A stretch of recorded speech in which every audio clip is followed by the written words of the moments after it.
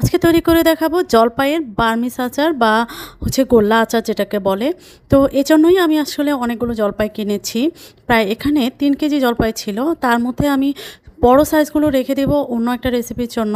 মানে আমি ওই জলপাই দিয়ে বানাবো মোরব্বা। আর বাকি ছোটোগুলোকে আমি ১-২ দিন নিচে রেখে দিয়েছি নরম হওয়ার জন্য, যাতে আমার সেদ্ধ করার ঝামেলা না থাকে এজন্য। তো আপনারা দেখতেই পাচ্ছেন আমি অলরেডি ছোটোগুলো ধুয়ে ২ দিন পর আমি এটাকে ধুয়ে তারপরে আমি এখন চটকে নিচ্ছি। একদমই নরম হয়ে গেছে ২ দিন নিচে থাকার পর। আর বড় সাইজগুলো আমি ফ্রিজে রেখে দিয়েছি, ওগুলো আমি যেন নরম না হয় এজন্য। আর ছোটোগুলো আমি নরম করব এভাবে বার্মিজ আচারের জন্য। আমি সেদ্ধ করার ঝামেলা ছাড়াই আমি আচারটা আজকে তৈরি করে দেখাবো। আপনারা দেখতেই পাচ্ছেন আমি কিন্তু সেদ্ধ করিনি, একদম নরম হয়ে গিয়েছিল। ২ দিন আমি নিচে রেখেছি, এরপরে আমি সবগুলো চটকে নিয়েছি। নিয়ে আমি এখন মূল রেসিপিতে চলে যাব। আর এখানে আমি দিয়ে দিলাম ১ কাপ পরিমাণ তেল। ১ কাপ মানে ছোট পরিমাণ, মানে 1/4 কাপ ধরতে পারেন। তারপরে আমি এখানে দিয়ে দিলাম চটকানো জলপাইগুলা।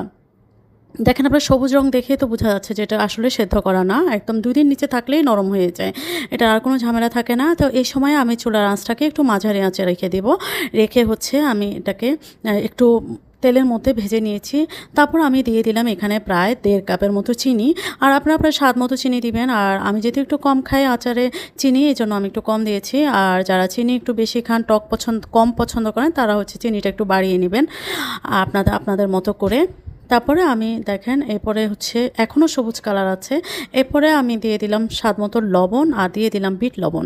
আর আপনারা খেয়াল রাখবেন লবণ দেওয়ার সময়, যেহেতু আমি বিট লবণ দিচ্ছি ২টা লবণই এখানে দিচ্ছি, এজন্য ব্যালেন্স করে দিতে হবে লবণগুলো। তারপরে আমি এখানে ভালো করে নেড়ে চেড়ে নিচ্ছি। এটা কালারটা আসবে তখনই, আমার চিনি যখন পুরোপুরি গলে যখন অনেকক্ষণ ধরে আমি নাড়তে থাকবো, তখন অটোমেটিক্যালি কালার চলে আসবে। এরপরে আমি দিয়ে দিলাম লাল মরিচের গুঁড়া। এটাতে তেমন কোনো ঝাল নাই, এটা আমি মিষ্টি মরিচ ইউজ করেছি। এখানে প্রায় আমি ১ টেবিল চামচ পরিমাণ মরিচের গুঁড়া দিয়েছি, তাতে করে কালারও তাড়াতাড়ি চলে আসবে। এটা কথা। এখানে অনেকে গুড় দিয়ে করে থাকেন, আপনারা চাইলে গুড় দিয়েও করতে পারেন। আর এখানে দিয়ে দিলাম সামান্য একটু ভিনেগার, প্রায় ২ টেবিল চামচ পরিমাণ। আর আপনারা চাইলে গুড় দিয়ে, যেটা বললাম যে গুড় দিয়ে করতে চাইলে খুব তাড়াতাড়ি কালার চলে আসবে, তো আপনারা চাইলে গুড় দিয়েও করতে পারেন, কিন্তু আমি আসলে চিনি দিয়েই করেছি। তারপরে আমি অনবরত নেড়ে নেড়ে নেড়ে নেড়ে এই অবস্থায় আসছে। চুলার আঁচ কিন্তু মাঝারি, আর যদি আপনারা একটু বেশি কালার করতে চান চুলার আঁচটা লোতে রেখে অনেকক্ষণ রান্না করতে হবে। আর এর পর্যায়ে আমি দিয়ে দিলাম চিলি ফ্লেক্স আর দিয়ে দিলাম জিরা ভাজা গুঁড়া। আমি কিন্তু এখানে কোনো গরম মশলা গুঁড়া ইউজ করব না। আমার কাছে বার্মিজ আচারে গরম মশলাটা আমার কাছে পাঁচফোড়ন যেটা, ওটা আমার খুব ভালো লাগে না, এই জন্য আমি এটাই জিরা আর চিলি ফ্লেক্সটাই দিয়ে থাকি। তো দেখেন অলরেডি আমার কালার হয়ে একদম ড্রাই হয়ে গেছে, শুকিয়ে নিয়েছি আমি, একদম কালারও চলে আসছে। এটা দেখেই বোঝা যাচ্ছে যে এটা বার্মিজ আচারের জন্য একদম পারফেক্ট হয়ে গেছে, একদম রেডি হয়ে গেছে। এখন আমি ঠান্ডা করে নিয়েছি। ঠান্ডা করে নিয়ে আমি জাস্ট জলপাইয়ের বিচিগুলো আমি ছাড়িয়ে নিব এখান থেকে, মানে অর্থাৎ বিচিগুলো আমি বেছে বেছে সবগুলো ফেলে দিব।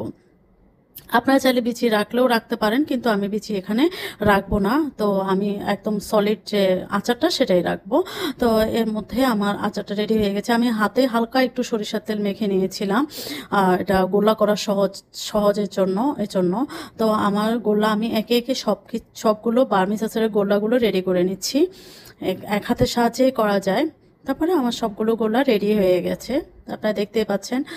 আর এটা কালার দেখে বোঝা যাচ্ছে যে এটা কতটা ইয়ামি হবে এবং কতটা মজা। যারা খায় না, বাচ্চা থেকে শুরু করে বড়রা সবাই পছন্দ করবে। এভাবে যদি আপনি ঘরে একটা আচার বানিয়ে নেন স্বাস্থ্যসম্মত। তাছাড়া দোকানে বাইরে যে রাস্তায় বিক্রি করে সেটার দরকার নেই, যেহেতু সিজনে অনেক কমে পাওয়া যায়। তার এখানে আমি বার্মিজ আচারের উপরে যে চিনির মিশ্রণটা দিব, গুঁড়া মিশ্রণটা, সেটা চিনি, বিট লবণ অ্যান্ড চিলি ফ্লেক্স মিক্সড করে আমি আচারের উপরে দিয়ে দিলাম মিক্সড করে।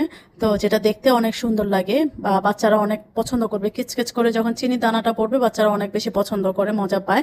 তো যেটা বলতেছিলাম যে দোকানে বাইরে কেন অস্বাস্থ্যকরভাবে খাবেন, মশা মাছি উড়াউড়ি করে, তার চেয়ে সহজ উপায়ে ঘরে তৈরি করে আপনি ১ বছরের জন্য সংরক্ষণ করে নিতে পারেন। এখন সিজন চলতেছে, এখন অনেক দাম কম জলপাইয়ের।